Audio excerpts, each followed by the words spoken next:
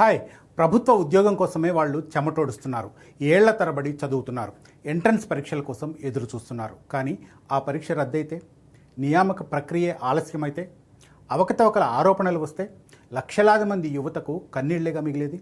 ప్రభుత్వ ఉద్యోగం అంటే కేవలం వారికి జీతం మాత్రమే కాదు, కుటుంబానికి ఆర్థిక భద్రత, సమాజంలో గుర్తింపు, భవిష్యత్తుపై నమ్మకం. కానీ వీటన్నింటినీ తుడిచిపెట్టేస్తున్నాయి ప్రభుత్వాలు. ముఖ్యంగా ఆదివాసీల జీవితాలతో ఆటలాడుకుంటున్నాయి. జార్ఖండ్లో జరుగుతున్న ఆందోళనల వెనుక ఇలాంటి కన్నీటి గాథలు చాలానే ఉన్నాయి.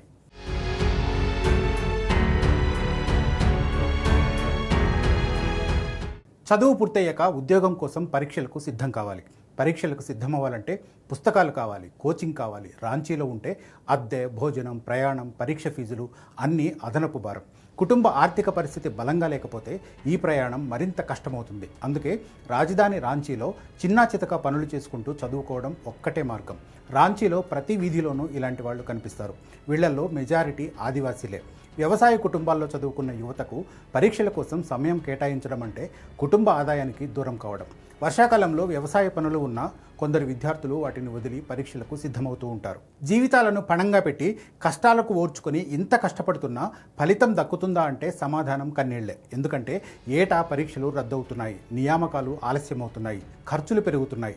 ప్రభుత్వ ఉద్యోగానికి అర్హత కోల్పోయేలా వయసు కూడా పెరిగిపోతూ ఉంటుంది. ఏళ్ల తరబడి చదివిన అభ్యర్థికి పరీక్ష రద్దు అంటే ఒక్కరోజు నష్టం కాదు, చదువుకు పెట్టిన సమయం పోతుంది, ఖర్చు చేసిన డబ్బు తిరిగి రాదు. పరీక్ష కోసం ఏళ్ల తరబడి సిద్ధమైతే ఆ శ్రమ చివరికి ఉద్యోగానికి దారితీస్తుందన్న నమ్మకాన్ని జార్ఖండ్ ఆదివాసీలకు ప్రభుత్వం కల్పించలేకపోయింది.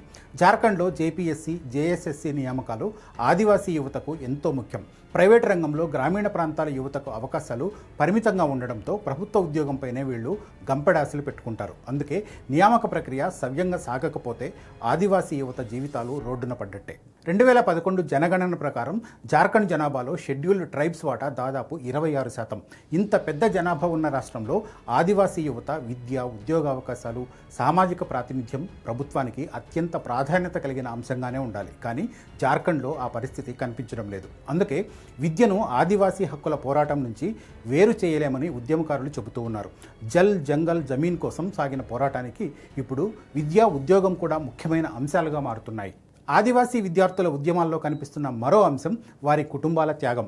పరీక్షకు సిద్ధమవుతున్న ఒక విద్యార్థి వెనుక తల్లిదండ్రులు పెట్టే డబ్బు చాలా పెద్ద పెట్టుబడి. పుస్తకాలు కొనాలి, కోచింగ్ ఫీజులు చెల్లించాలి, పట్టణంలో ఉంటే అద్దె చెల్లించాలి, భోజనం, ప్రయాణం, పరీక్ష ఫీజులు కూడా కుటుంబంపైనే పడతాయి. వ్యవసాయ కుటుంబాలకు ఈ ఖర్చులు మరింత భారంగా మారతాయి. ఒక యువకుడు ఉద్యోగ పరీక్ష కోసం చదువుతూ ఉంటే పొలంలో పనిచేసే మరో చేయి కుటుంబానికి తగ్గుతుంది. అయినా భవిష్యత్తులో మంచి ఉద్యోగం వస్తుందన్న ఆశతో కుటుంబాలు ఈ ఖర్చును భరిస్తాయి. అందుకే పరీక్ష ఆలస్యం కేవలం అభ్యర్థిని మాత్రమే ప్రభావితం చేయదు, మొత్తం కుటుంబానికి వేదన మిగుల్చుతుంది.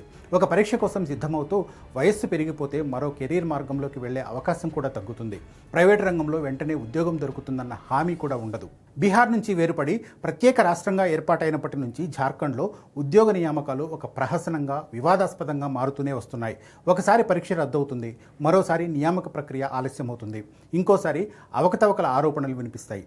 ప్రతి దశలో అభ్యర్థి మళ్లీ మొదటి నుంచి సిద్ధం కావాల్సిన దుస్థితి జార్ఖండ్ యువతది. జార్ఖండ్లో ఆదివాసీ యువత చేస్తున్న డిమాండ్ను అందుకే విస్తృత కోణంలో చూడాలి. వారికి కావాల్సింది కేవలం ఒక ఉద్యోగ నోటిఫికేషన్ కాదు. ఒకసారి నోటిఫికేషన్ వస్తే పరీక్ష సకాలంలో జరగాలి. పరీక్ష జరిగితే ఫలితాలు రావాలి. ఫలితాల తర్వాత నియామక ప్రక్రియ కూడా నిర్ణీత సమయంలో పూర్తవ్వాలి. ప్రతి దశలో పారదర్శకత ఉండాలి. పరీక్షలపై అనుమానాలు రాకుండా వ్యవస్థ పనిచేయాలి.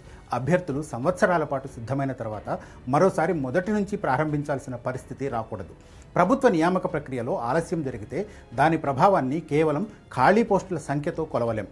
దాని వెనుక వేలాది కుటుంబాల ఆశలు ఉంటాయి, లక్షల రూపాయల కుటుంబ ఖర్చులు ఉంటాయి, యువత కోల్పోయే సంవత్సరాలుంటాయి. జార్ఖండ్ అంటేనే అడవి బిడ్డల పోరాటాలు గుర్తుకొస్తాయి. జల్, జంగల్, జమీన్ కోసం సాగిన ఆదివాసీ పోరాటానికి ఇప్పుడు విద్య, ఉద్యోగం, ప్రాతినిధ్యం కొత్త అధ్యాయాలుగా మారుతూ ఉన్నాయి. చదువు ద్వారా తమ జీవితాలను మార్చుకోవాలని చూస్తున్న యువతకు నియామక వ్యవస్థ నమ్మకాన్ని ఇవ్వాల్సిన అవసరం ఉంది.